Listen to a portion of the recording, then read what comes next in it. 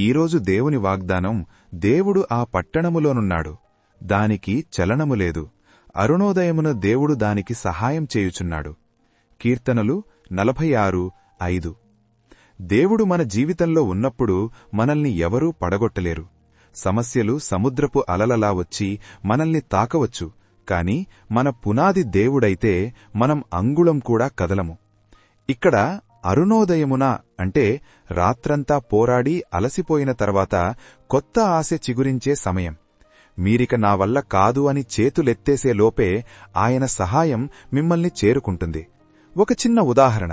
ఒక చిన్న పడవ సముద్రం మధ్యలో తుఫానులో చిక్కుకుందనుకుందాం. అలలు ఎంత ఎత్తున ఎగిసిపడినా ఆ పడవకు ఒక బలమైన లంగరు అంటే యాంకర్ ఉంటే అది కొట్టుకుపోదు. అలాగే మీ జీవితంలో ఆర్థిక ఇబ్బందులు లేదా మానసిక ఒత్తిళ్లు అనే తుఫానులు రావచ్చు, కాని దేవుని వాక్యం అనే యాంకర్ మీ దగ్గర ఉంటే మీరు కదలరు.